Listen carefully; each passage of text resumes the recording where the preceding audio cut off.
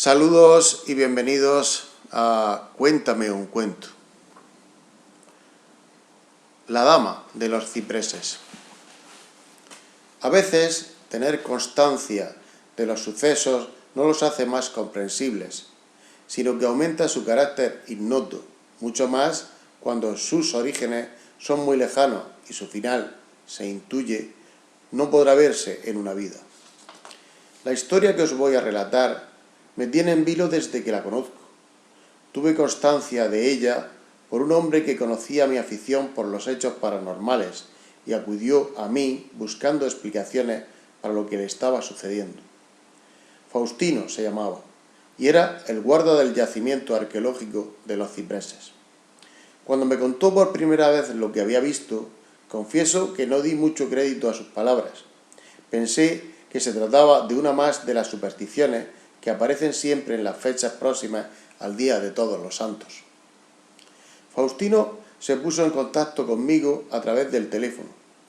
En su conversación se dejaba entrever una exagerada angustia. Insistía en que no podía darme más detalles y que, por favor, accediera a atenderle. Le cité en mi despacho y acudió a la hora convenida. Empezó diciéndome que necesitaba hablar de lo que había visto a una persona que fuese capaz de creerle y no pensara que estaba alucinando o que le tomara por loco. Alguien que fuese un estudioso de los fenómenos paranormales. Me dispuse a escucharle. Me contó que lo que había visto era la imagen de una mujer vestida con pieles de animales, de cabello negro, cuyo rostro, brazos y piernas eran de un color violeta claro. Pero lo más desconcertante, si ya de por sí no era suficiente con aquella visión, era que a la altura del pecho, en el lado del corazón, la imagen era hueca. Podía distinguirse lo que había detrás. Me dijo que la había visto más de una vez y que no aparecía siempre en el mismo lugar. Le pregunté si había intentado fotografiar la imagen y me dijo que lo había hecho, pero en la instantánea nunca se apreciaba nada de lo que veía en la realidad. Y me pidió que fuese al lugar e intentara averiguar qué era aquella extraña aparición. Al día siguiente me dispuse a hacer un reconocimiento del terreno. Me acerqué hasta el yacimiento, situado cerca del polideportivo de La Torrecilla, en el paraje de Oñate, al sur de la Sierra del Pino y cerca de una rambla. Vi que en las proximidades se encontraba el Hospital Rafael Méndez y el cementerio de San Clemente. Fui recorriendo el poblado y leyendo los carteles que explicaban la vida de sus antiguos moradores. Se trataba de un yacimiento de la cultura del Algar, cifrado en la Edad del Bronce, entre el año 2200 y 1500 a.C. Está ubicado en una ladera de la montaña, donde se han descubierto varias casas aisladas sin ninguna construcción defensiva. Las casas tienen forma de herradura y debía servir tanto como vivienda como lugar de trabajo. En sus interiores se aprecian hogares, telares, molinos, tinajas para almacenamiento. Lo más llamativo son los enterramientos. Cistas y urnas protegen la inhumación de los cuerpos, que aparecen flexionados, vestidos y rodeados de objetos de metal, cerámicas y adornos personales. Tomé nota de una de las explicaciones en la que se mencionaba que en esa cultura el género femenino estaba subordinado al masculino. Después, aunque no albergaba muchas esperanzas, me acerqué a algunas de las casas habitadas que había cerca de la zona para preguntar si alguien había visto algo similar a lo que me había contado Faustino.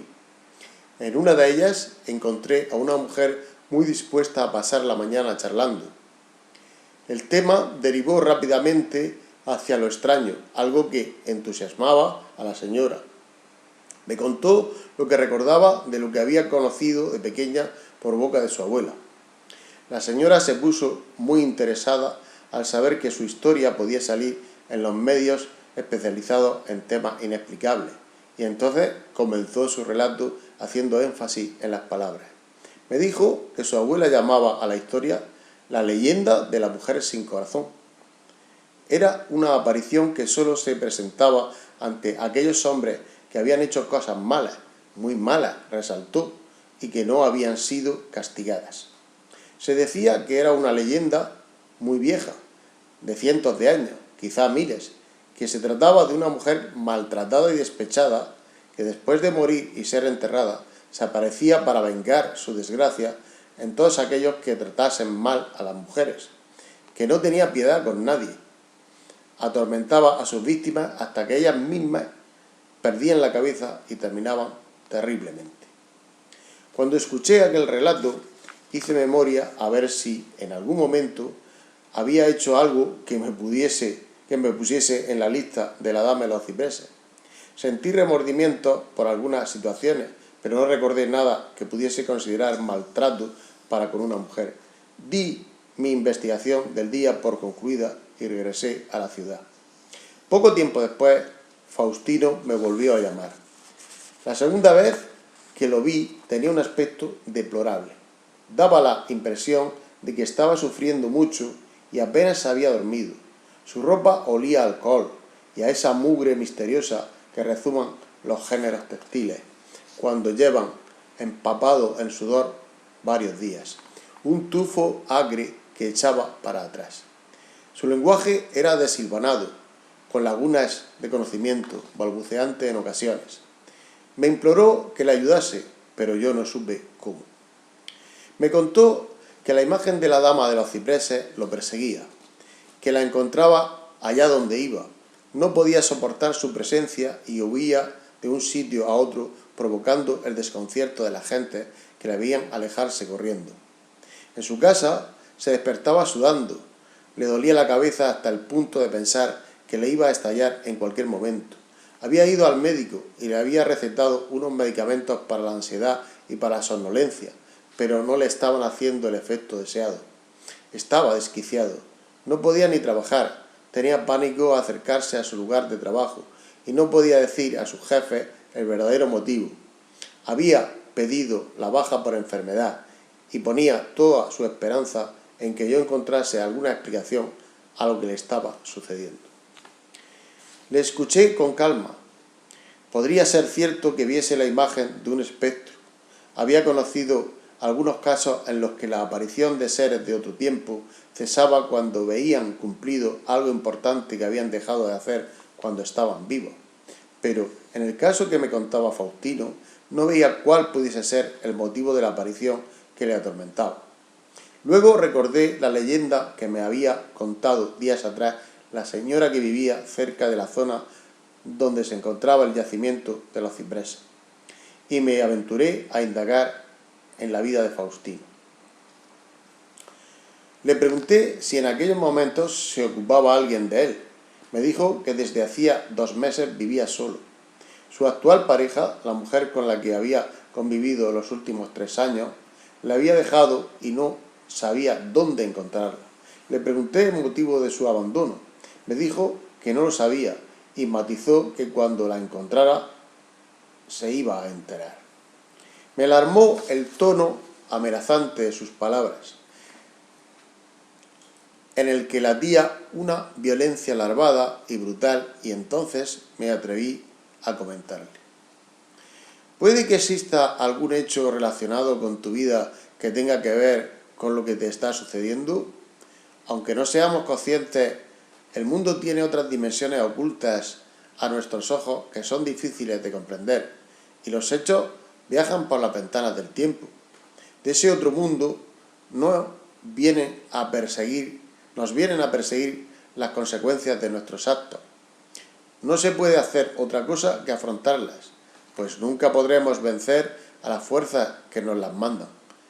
La contestación a lo que voy a preguntarte ha de quedar entre nosotros, si quieres que te ayude. ¿Has maltratado a alguna mujer o le has causado daño físico o vejatorio? Me miró muy extrañado por mi pregunta. ¿Maltratado? No. Yo siempre trato a una mujer como se debe, aunque me hayan acusado de tratarlas mal. ¿Cómo? Sí, cuando murió mi primera mujer, la muy pécora, me había puesto una denuncia acusándome de que le pegaba. No era verdad. Ella se golpeaba contra cualquier cosa y decía que había sido yo el causante. Cuando yo estaba delante, lo negaba. Faltaría más. Cuando me llegó la citación, le dije que retirara la denuncia o me las iba a pagar. ¿Y qué sucedió? Que la atropelló un coche. Fue una lástima. Yo la quería a mi modo. Me quisieron acusar, pero no encontraron pruebas. Nunca se supo quién fue el causante de su muerte. Observé que a lo largo de esta parte de la conversación, a Faustino le costaba mantener la mirada fija. Hablaba como para sí, como si intentase convencerse a él mismo más que a su interlocutor. ¿Y qué hiciste después? Pasado un tiempo, hice mi vida con otra mujer, la que ahora me ha abandonado. Cuando la encuentre, me va a decir por qué se ha ido. Y como sea por otro, las mujeres son libres de elegir, le dije. Debes comprenderlo. No lo soporto. Pero esto, ¿qué tiene que ver con lo que me sucede? Hay una leyenda que asegura que la dama de los cipreses atormenta a quienes son culpables de maltrato. Tonterías. Esa aparición debe ser algún tipo de embrujo que me están haciendo. Quiero que me libre de ella. No sé qué puedo hacer. Ya se lo dije, ya se lo he dicho. Es posible que la solución esté en usted mismo, en su subconsciente. Es su subconsciente el que le mortifica. Todo está en la mente, incluso el sentimiento de culpabilidad. Puede que haya hecho algo y su mente no quiera reconocerlo. Puede que le produzca lo que le ocurre. Se lo digo por buscar algo de lógica en el asunto. Tranquilícese, busque en su interior y afróntelo. Es cuanto le puedo decir. Faustino salió de mi despacho peor de lo que había entrado.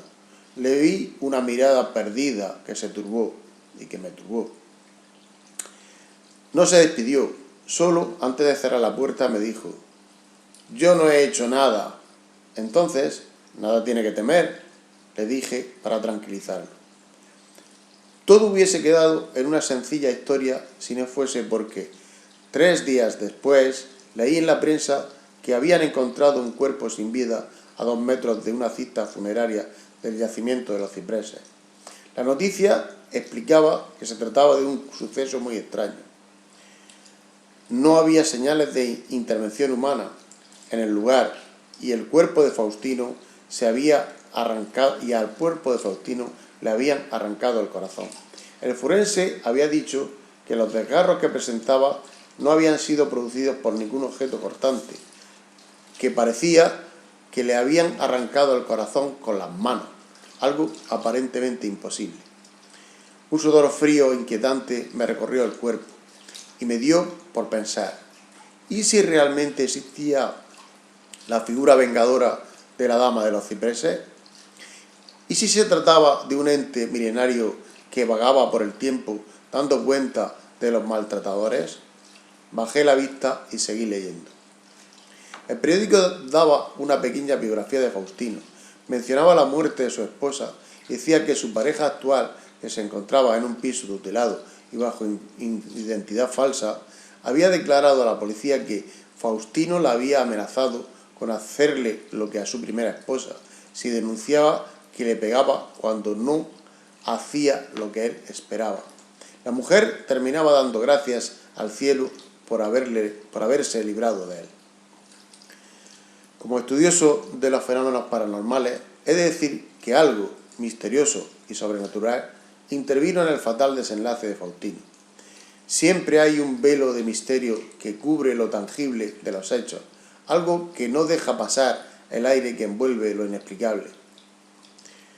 Pero da que pensar. He vuelto en varias ocasiones al yacimiento de los cipreses, pertrechado con mi instrumental técnico, para hacer mediciones, captación de flujos energéticos y aplicación de sensores de imagen a baja intensidad.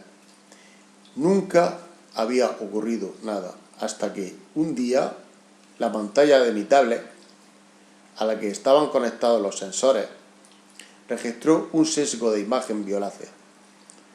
Se me aceleró el pulso y miré alrededor. A unos 50 metros, el encargado de una obra en las pistas de la Torrecilla estaba mirando hacia el yacimiento de los cipreses con mucha atención. Se me pusieron los pelos de punta al pensar que podría ser el próximo en ser objeto de la venganza de la dama de los cipreses. Muchas gracias.